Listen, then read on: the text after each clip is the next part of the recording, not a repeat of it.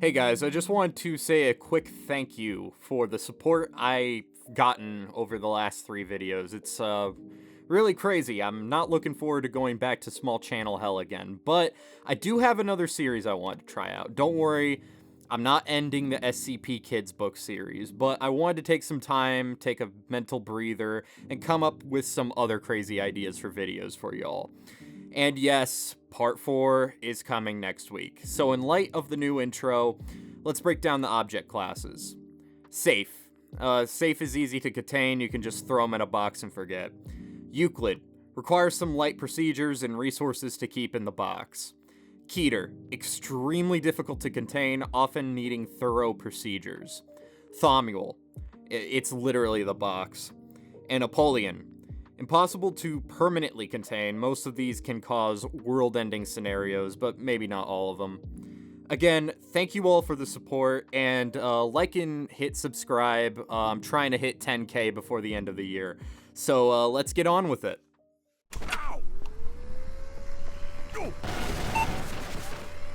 Description.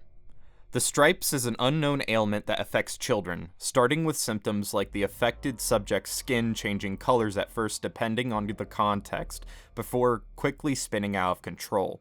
The subject will begin to grow extra limbs, mold into furniture, and eventually become the room they reside in, with the furniture becoming eyes, mouth, nose, and ears. Tentacle-like appendages, branches, and other growths will sprout from the walls surrounding affected subjects. Yeah, so this is prime SCP material. It already has some very close ties to already existing SCPs, mainly the living room, SCP-002. While this does seem like a very serious and unpredictable virus that subjects innocent kids to the trauma of body horror, it is easily counterable. Just eat lima beans. Yeah, that's it. Eat your lima beans. Since many of these kids are likely not eating lima beans on a daily basis, it is likely that you could pretty much eat any vegetable and this SCP will go away. The Foundation would probably find a way to contain this virus, and I say it is a virus because nothing about this seems mimetic in nature, but it seems to change Camilla's skin condition with outside stimuli. Object class, Euclid.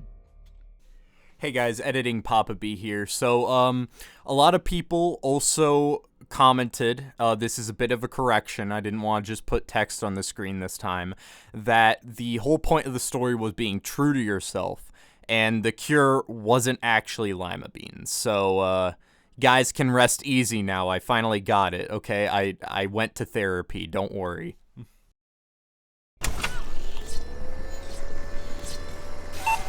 Description. SCP-XX2 is an origami finger puppet resembling the character Yoda from the 1980 film Star Wars: The Empire Strikes Back. Upon putting the finger puppet on one's finger, the user is seemingly possessed by an entity that resembles the mannerisms and voice of said character. This entity will give prophetic advice through the subject, always resulting in positive outcomes if chosen to follow its advice. SCP-XX2 seems to be mostly benevolent in nature.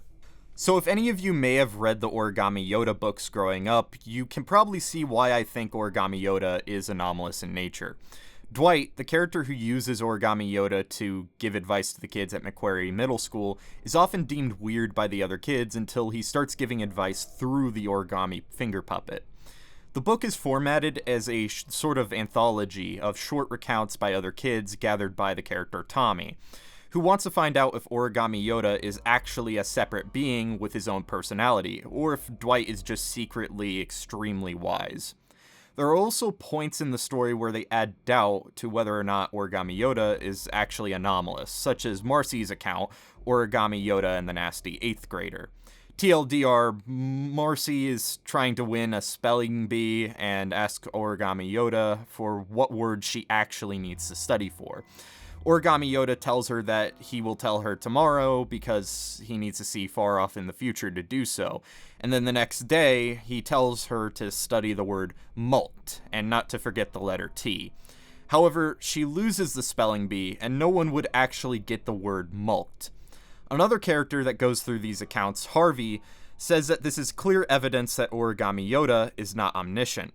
But Tommy offers Yoda a bit of forgiveness, saying that Origami Yoda chose not to give Marcy advice that would have worked because she was so ungrateful when he did so, calling him fartface instead of thanking him. Especially once you actually look up what mulked actually means, which means to trick or punish someone. If Origami Yoda is an anomalous entity, he could easily be contained, because, well, he's just a finger puppet. Just put him in a locker or something. Object class, safe. This next entity, however, is a lot more dangerous and hard to contain.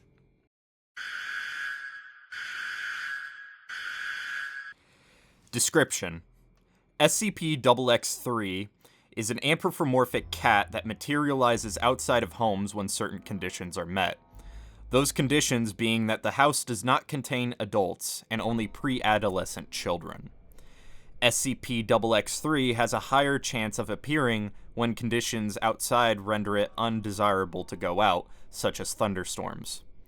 Pets within the house of SCP-XX-3 will undergo a metamorphic transformation, changing their appearance to be able to express complex emotions. Most commonly, it will acknowledge SCP-XX-3's anomalous abilities and beg for the entity to leave the home, in which it will promptly ignore. Eventually, during its visit, SCP-XX-3 will procure a box in which two additional entities deemed SCP-XX-3-A and SCP-XX-B, or Thing 1 and Thing 2.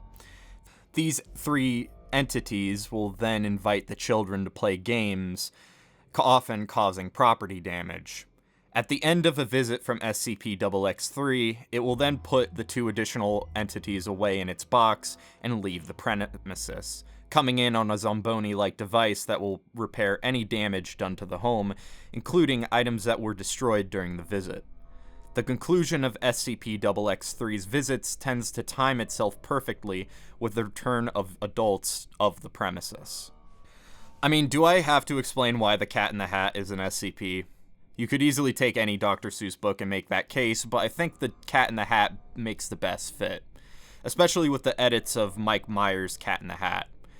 He would be an extremely hard entity to contain. He just sort of shows up at homes, fucks shit up, cleans it up, and then leaves. But is no means an extremely dangerous entity. But how hard he is to contain would make him a challenge for the Foundation. Object class, Keter.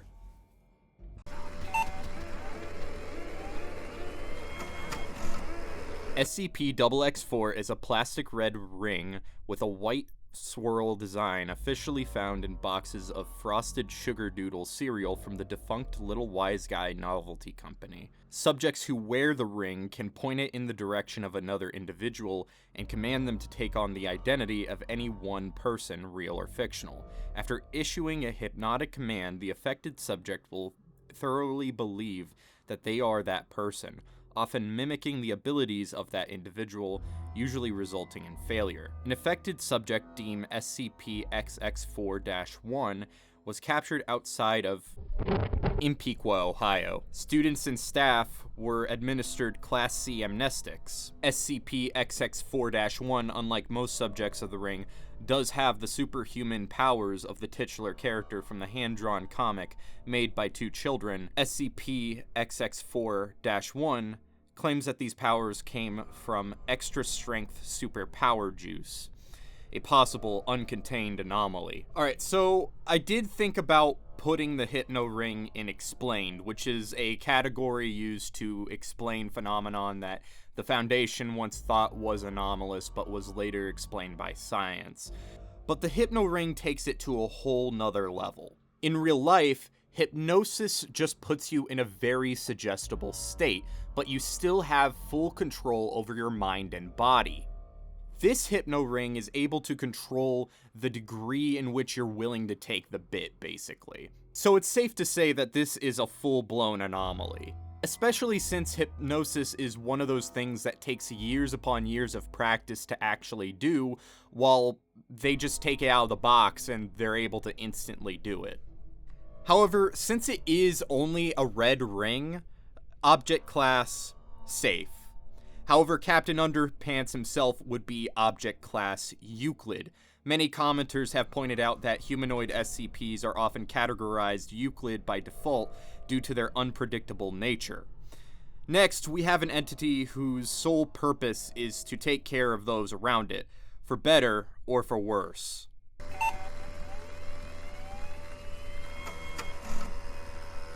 SCP-XX5 takes the form of a Malus domestica, which is used to mimic a completely normal tree. Its anomalous nature comes from the fact that the tree is able to speak psychologically to any subjects within a given radius. SCP-XX5 can also manipulate its branches and trunk as if they were arms and a torso, respectively.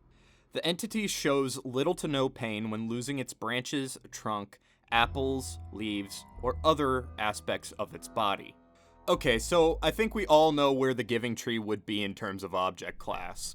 Object class safe. For one, it has no ill will towards anybody, and yes, I know it's a metaphor for motherhood, since it only talks to one character in the entire story, the little boy.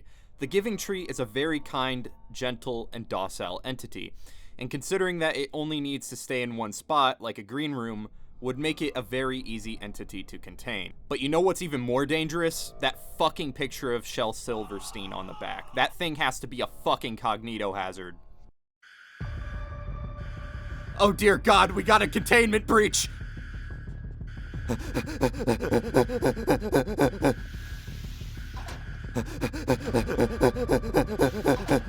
Jesus Christ, Gary, you were supposed to be watching 173 during your shift, not fucking sleep.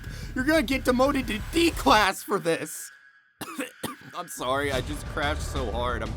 I've been up so long and all those sugary energy drinks got to me.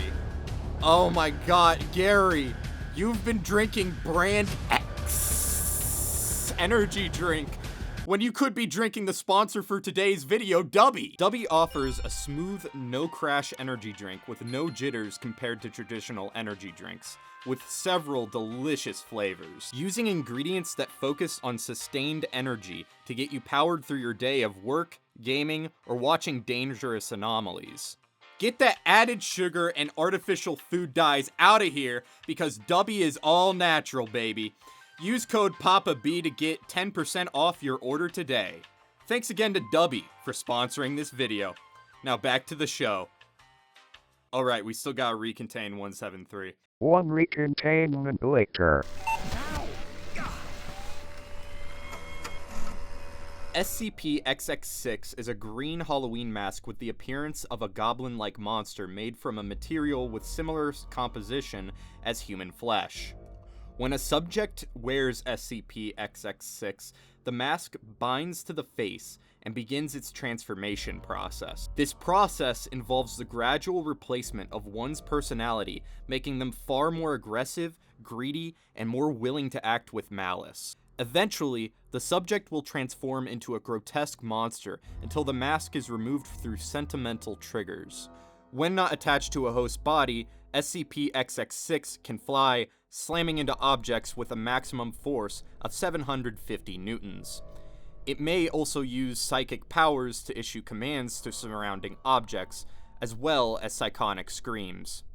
SCP-XX6 was recovered from United States following reports of extreme violence and cruel pranks from children during Halloween. It is now kept in a metal container in Site-11. Staff are required to mentally block out and ignore all psychic commands issued by SCP-XX6 when within its area of effect of 3 meters. Okay, I know I said I wasn't going to cover Goosebumps books in the last video, but a lot of commenters requested it. The haunted mask can move on its own accord when not attached to a host body, and use psychic powers to terrorize anybody nearby. I mean, that's what I just read, but this offers quite a few challenges to the Foundation personnel. However, its powers are quite limited while hostless. There would need to be a few procedures to make sure that it doesn't break out of containment by manipulation or terrorization, but not impossible. Object Class Euclid. Now for something a little less terrifying, but still kinda challenging for the Foundation.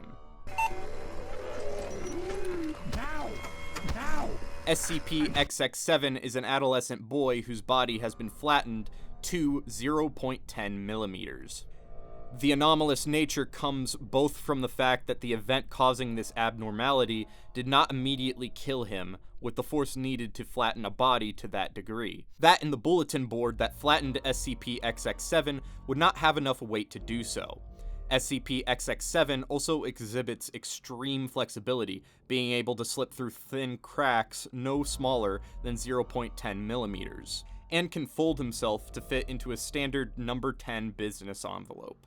SCP-XX7 is contained at Site-55. Flat Stanley definitely offers some challenges to Foundation personnel. Constant maintenance would be needed to make sure that there are no cracks in his containment chamber, and there would be a strict no-envelope policy to make sure he doesn't, slip out. That being said, Stanley doesn't really have any supernatural powers like super strength, just extreme dexterity. Object Class: Euclid. Now we've seen kind trees, a flat kid, and a ring that can convince anyone to be someone they're not, but this next one is a potential world-ending threat. SCP-XX8 currently has no means of containment, as it is a malevolent spirit. SCP-XX8 was first discovered after the containment of an instance of SCP-XX9 after following recent reports of strange locust behavior in... SCP-XX9 is a quadruped mix between an ape and a rat with long protruding ears. Instances of SCP-XX9 don't seem to have direct ties with SCP-XX8, but seem to inadvertently do his bidding through manipulation and ties to an entity that they call the Hooded One. Further investigation is needed. SCP-XX8 can manipulate itself physically into a swarm of locusts and cause realistic illusions to frighten subjects, as well as manipulating dreams and nightmares. The entity can also create ghost circles that can erase any organic matter that comes into contact. Prolonged exposure to SCP-XX8 can cause a slow burn madness to creep upon subjects, landing them to eventual insanity. That's right. Peak mentioned. The only bad thing about Bone was that it was always checked out at my intermediate school's library. And for good reason. This series needs a movie or a TV show now! Alright, in terms of ranking, I might need to spoil the book series, so here's your warning. Alright, skip to this timestamp if you don't want to get spoiled. Technically, this entity's object class would be neutralized. He gets destroyed at the end of the series. However, that's not fun, so let's pretend like he was still alive, and he would get a classification, object class, Apollyon. I mean, he's not really a bunch of locusts or anything. He's a malevolent spirit. The only way to put an end to his reign of terror is to destroy him.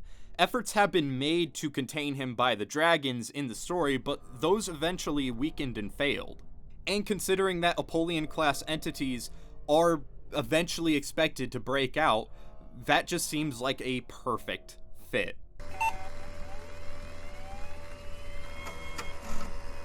SCP-X10 is a small piece of chewing gum branded Willy Wonka's 3-course meal gum.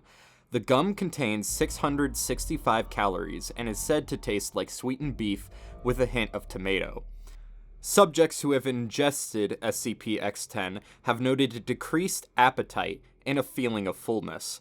Some pieces of SCP-X10 have been deemed unrefined after closer examination. These pieces are to be contained in a separate container and labeled properly.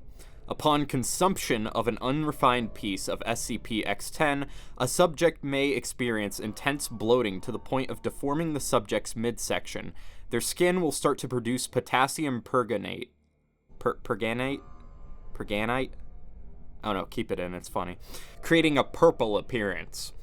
Due to the amount produced, a subject will be expected to die from potassium perganate poisoning unless proper medical aid is provided.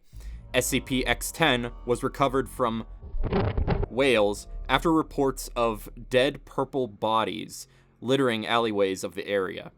SCP-X10 is stored at Site-400. and is said to be kept in a standard anomalous item locker.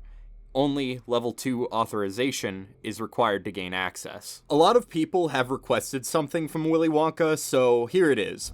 Again, we're starting small here, and I think it's pretty obvious what object class this would be. Object class, safe. I mean, guys, it's a few sticks of gum, that's it. Refined sticks also tend to have a pretty mediocre effect, just filling you up enough to get a 3-course meal out of it. The only real danger here is the unrefined sticks, and even then, just don't eat them. Now let's take a look at another anomaly that can subject you to an even worse fate than just turning into a blueberry.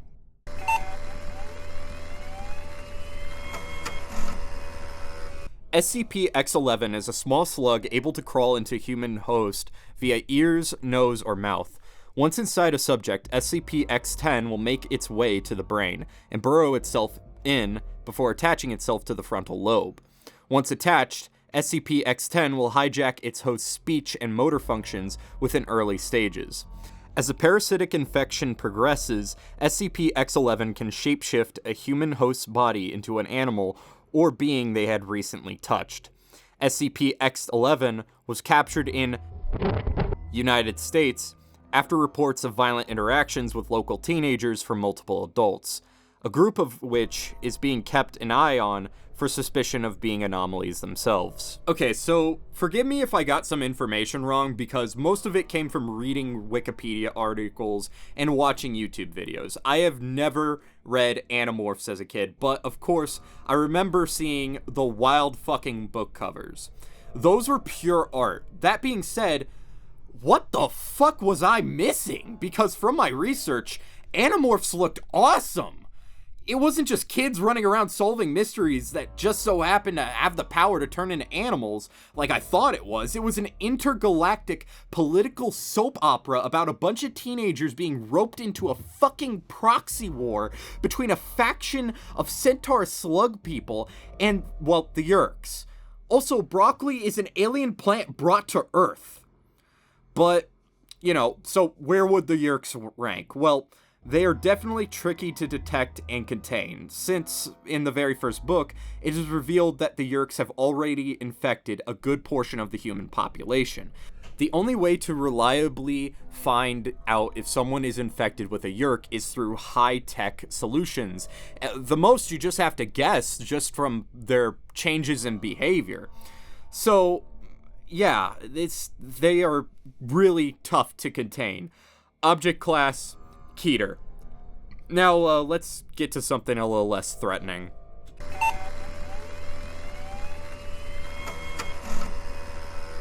SCP-X12 is a 1.22 meter tall humanoid with white and yellow fur donning a red cap.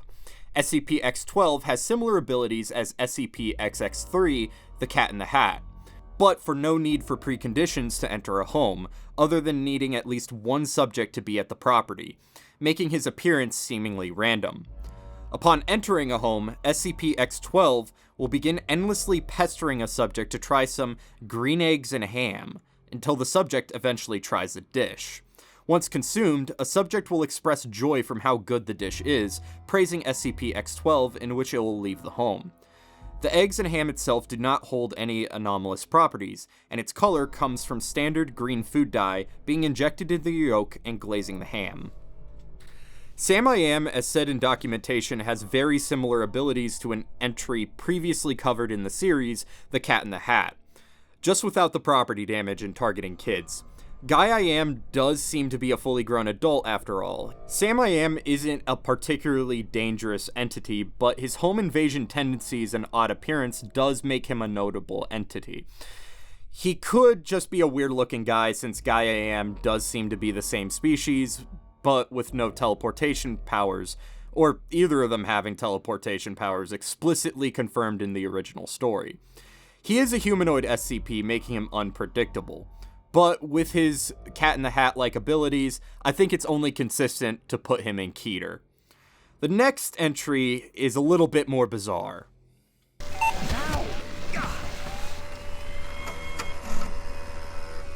SCP-X13 is a 30-story tall building located in New York.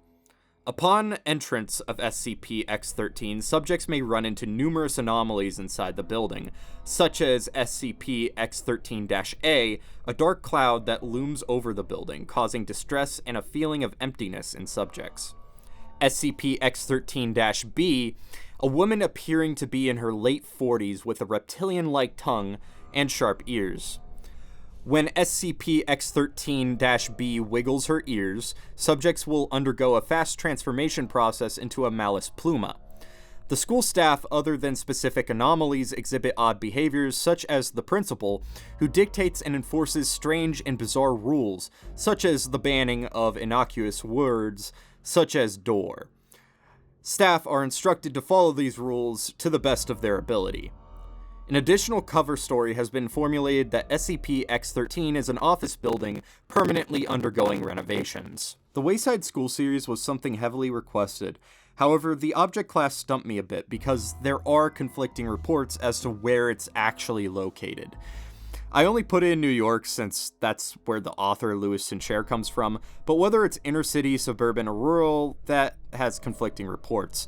This affects the cover story because, it being inner city, office building, perfectly believable. Suburban, maybe, but rural would have a tough time. Like, no sort of research institute or office building would be in the middle of fucking nowhere.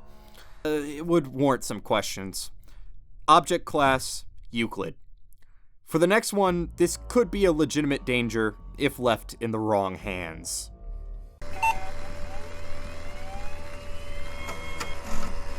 SCP-X14 is a violet crayon. When a subject draws with SCP-X14 on any surface, the drawing will take on a life of its own, acting and functioning as whatever was drawn with it, but still retaining its purple hue. SCP-X14 does not seem to wear down at all, much like a normal crayon would, making its use seemingly endless. The object was recovered following reports of purple wildlife on the outskirts of...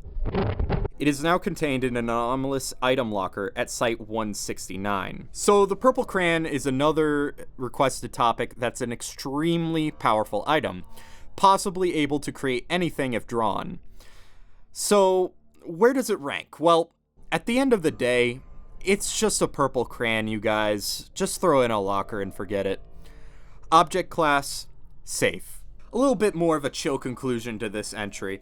So if you liked what you saw, don't forget to like and subscribe. And if you eat your broccoli, don't forget to hype the video. And I'll see you in the next one. Bye.